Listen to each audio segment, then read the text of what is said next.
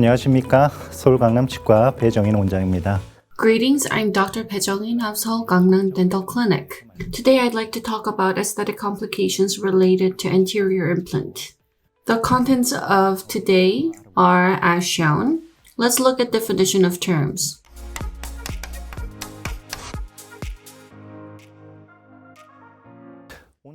What I'm going to talk about is largely based on a lot of journals, so therefore it would be of great help if you look up these journals and read the abstracts. It'll be of great help.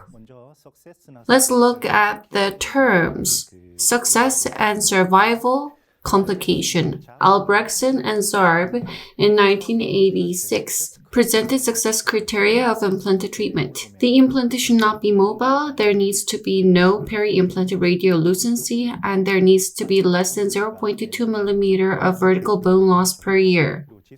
In addition, there needs to be no consistent signs and symptoms. In 2007, in the International Congress of Oral Implantologists, there was a consensus conference. PISA reported a study. Success is optimum health, survival is satisfactory or compromised state of health, and failure as a state where it requires removal of implant. The criteria used were mobility and patient symptoms as well as images. The success of implanted treatment was primarily about maintenance of osseointegration as implant survival rate increased and as implant treatment became more widespread. Recently, in 2012, the criteria projected by Papaspyridokos, I think this is Greek person, but the criteria presented by him became more widely used.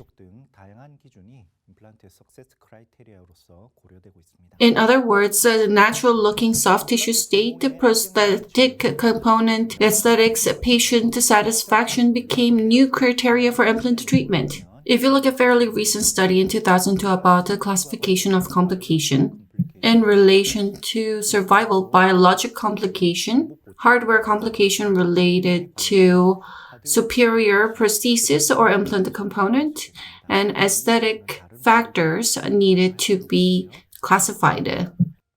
Today, we're going to talk about the aesthetic complications. This is in relation to prosthesis, hard tissue, and soft tissue. This classification is by me. Today, I'm going to talk about the peri-implanted tissue-related complications.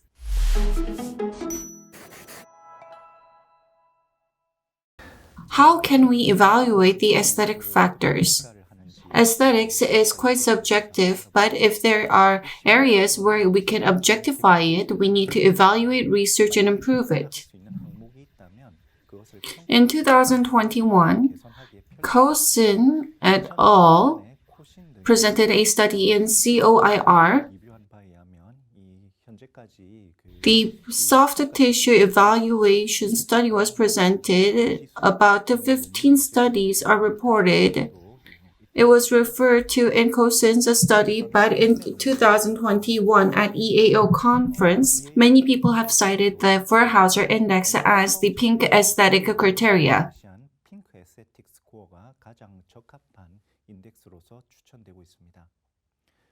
In addition, EAO consensus recommends using digital scan to do a profilometric analysis, merging together the changes and analyzing them.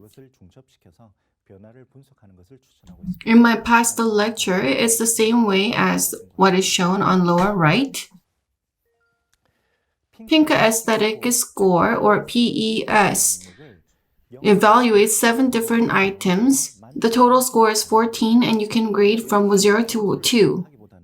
Rather than using this to calculate score, you need to understand what kind of evaluation criteria there are for pink aesthetic scores. A lot of studies included this item. If you look at this table, the first and second is mesial distal papilla. If there is no papilla, it's 0. If it is incomplete, it is 1. If it is complete, it is 2. Third is level of soft tissue margin. The fourth is the soft tissue contour, the gingival margin area, and the emergence profile area. Depending on how natural it is, a score is given. Fifth is alveolar process. You need to evaluate whether it resembles that of adjacent tissue. Sixth and seventh is color and texture of soft tissue. It is graded along with the adjacent structure.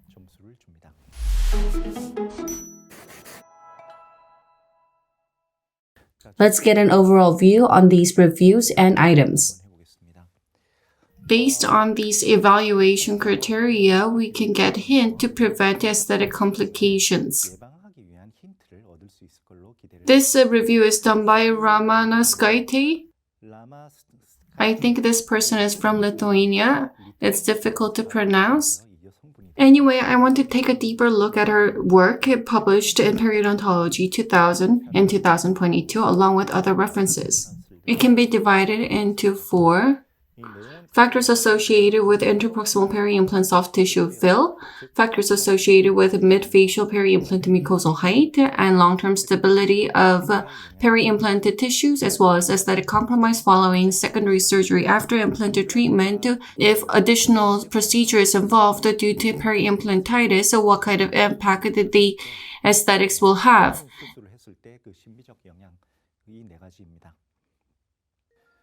These 4 factors were reviewed. In terms of papilla height, in 2018, there was second Osteology Foundation consensus meeting. In terms of single implant, clear evidence was presented that papilla height was determined by the clinical attachment level of adjacent teeth. This means the papilla fill is determined by the condition of adjacent teeth or the clinical attachment. Therefore, before we go in and do anterior implanted treatment, we need to look at the perio condition of adjacent teeth and do periodontal treatment first. The Tarnow rule, contact point and papilla fill showed limited evidence. In general, studies say that the closer the contact point and bone is, papilla fill becomes more complete. Tarnow mentioned that the limit was 5 mm. In consensus meeting, the accurate limit could not be determined. Conflicting research results were presented as well. This is something we all know, but the evidence level in literature was low gingival phenotype. We call this biotype. Thick biotype is more favorable than thin biotype.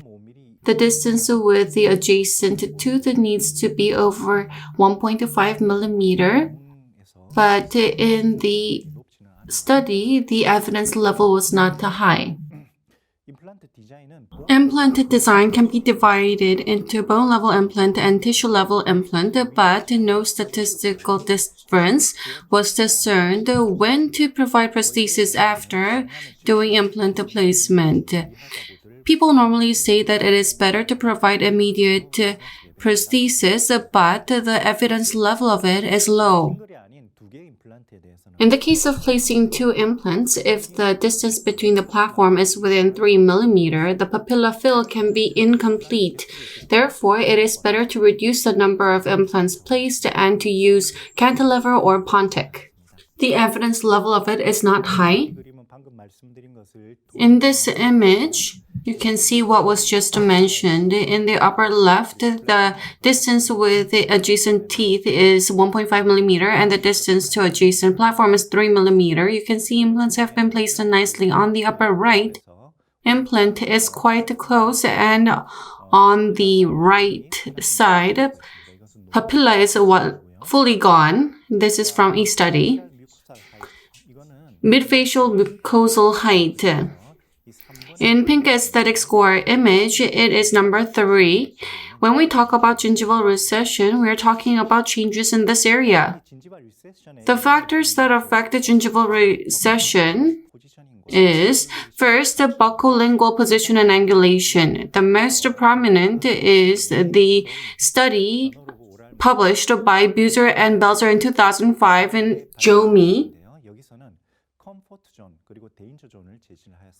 Here, danger zone and comfort zone is defined regarding recession. If you place the implant too buccally, recession can occur easily. The comfort zone is defined not just buccolingually but mesiodistally and apicocoronally as well. If you look at the image in the middle, the emergence point of adjacent teeth, in the line that connecting this, it needs to be over 1 millimeter palatally positioned. If you place the implant more buccally, recession could occur according to Buser's study. But if we're talking about range, in other studies, they talk about 1 to 2 millimeters. If it is placed too palatally, ridge wrap design could be formed. Mesiodistally comfort zone would be defined as 1 to 1.5 millimeter distance with the adjacent tooth structure. In terms of apicocoronally, 1 millimeter below the gingival margin is the CEJ, and implant should be placed 1 millimeter below that. That is referred to as comfort zone. If the implant is buccally inclined, it can also lead to recession. I was not able to find a consensus report that evaluated evidence level. Second is gingival phenotype. Many people think that a thick biotype would have less recession, but if you look at the evidence level, it's contradictory. In thin biotype, if you do immediate implant placement, recession can be observed more frequently. We need to take note of this. There's limited evidence on implant design and on when to do loading. It is said that the platform switching design is more favorable and immediate prosthesis delivery is favorable. In the case of TS and KS implant, the platform switching is applied. Upon implant surgery, it is said that doing soft tissue graft would help in preventing recession. However, it does not affect marginal bone level, and there's no long-term evidence. If you do soft tissue graft, naturally, short-term, the volume would increase and recession would be reduced. I think that's inevitable. Unless there's inflammation, this is bound to occur. I hope there will be more long-term data on this. In the case of gingival recession and immediate implant placement cases, doing gap filling inside the extraction socket does not show meaningful differences. But the recession can be prevented by using a slowly resorbing graft material like xenograft. This is a standard care almost. In terms of long-term stability, in the case of single implant, papilla fill is increased if you look at 5-year result. I'm not sure whether it goes up or whether it's due to gingivitis, but it goes up naturally. In single implant cases, mid-facial gingival recession, in 8-year data, it is maintained stably. In immediate placement and conventional placement, once stabilized, there's no meaningful difference between the two. If you look at specific numbers, recession numbers are about 0.2 to 0.5 millimeters, and there is no statistical difference. When secondary surgery is done, peri-implantitis prevalence, according to JCP in 2015, is about 20%, but clinically speaking, it feels much higher. Peri-implantitis, gingivitis, I'm not sure whether the term is accurate, but when you consider peri-implantitis as well as peri-implant gingivitis, the prevalence will go up significantly. If there is bone loss, we find a surgical method to solve the issue. Access flap surgery, if this is done, we need to factor soft tissue recession. Once the surgery is done, if you do soft tissue graft, it would help in preventing soft tissue recession. This is a different study. This is not Ramanoskites' study. I think it's good for us to review this as well. Chen published this study in JOMI in 2014.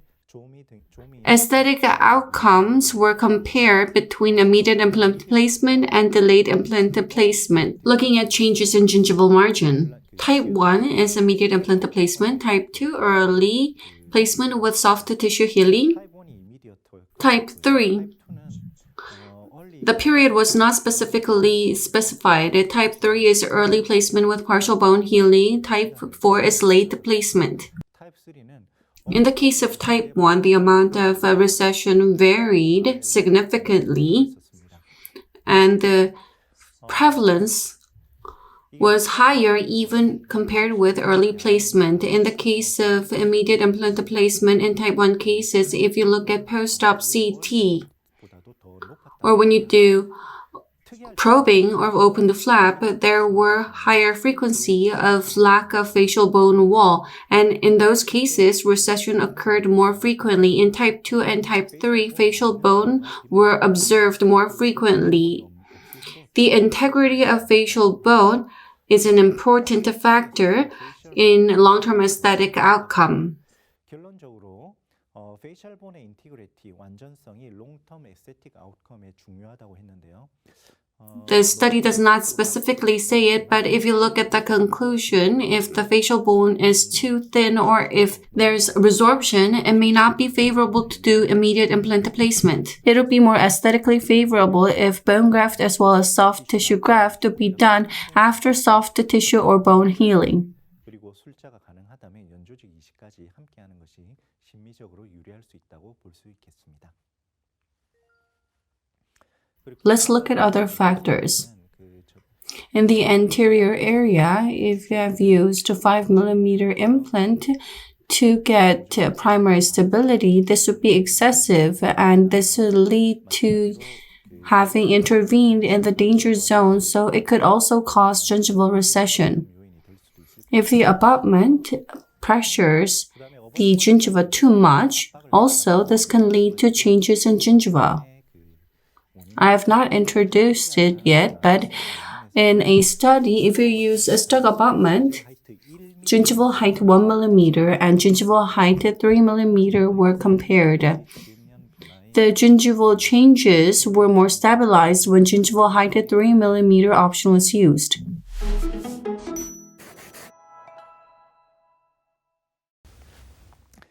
Now I'm going to talk about treatment methods.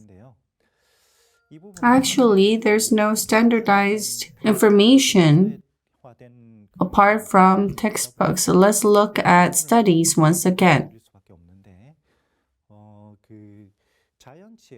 It is similar to doing root coverage to the exposed natural tooth. You can do coronally advanced flap with connective tissue graft, or you can do envelope flap pouch tunnel techniques with connective tissue graft, or you can take submerged technique where prosthesis is taken off and you can just submerge it. Next, you can do coronally advanced flap with an option other than CT graft. You can use a pedunculated connective tissue graft, free gingival graft, GBR, and other multiple surgical approaches in different surgical steps. This was introduced in a study in 2018. Majoti said that it is recommended to do coronally advanced flap with CT graft. In this review study, prosthetic surgical prosthetic, this combined approach was taken note of. Let's look at the process. The first image on the left, you can see gingival height is different with adjacent structure once the prosthesis is removed. For 1 month before surgery, you make sure that it is not in contact with adjacent structure as well as gingiva. Provisional is provided in this way. Soft tissue growth and maturation is promoted for 1 month. This is to remove negative impact coming from the prosthesis, and after 1 month, as is done with natural tooth, you do connective tissue graft along with coronally advanced flap. On the exposed implant, the surface diameter burr is used and rubber clamp for polishing. Depending on surgeon, some people prefer tetracycline. Soft tissue healing and maturation was continued without crown. Specific timing was not specified here. Screw-type temporary prosthesis was used for gingival molding, and final prosthesis was provided after 8 months since surgery. Then, how long did the patient live without the teeth? Maybe 6-7 months. Final prosthesis. If you look over here, crown was provided for adjacent tooth as well. If you compare with the initial visit, significant aesthetic improvements have been achieved and stable results were achieved even after 1 year. There are many good details in this study, so I really strongly recommend you to read this. Let's look at other treatment methods. You can use pink porcelain to camouflage the gingival level. If you use pink composite to resin together on the pink porcelain, you can hide the margin better. I've never used it. Rather than placing two implants too close to each other, it is better to use cantilever design to promote the papilla fill.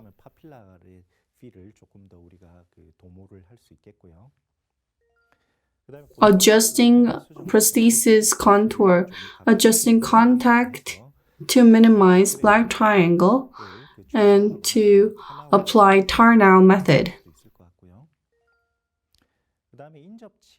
By adjusting adjacent to tooth, we can reduce the negative impact on aesthetics.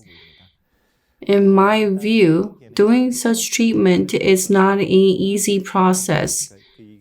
It's not easy to address aesthetic complications, so therefore prevention is the key.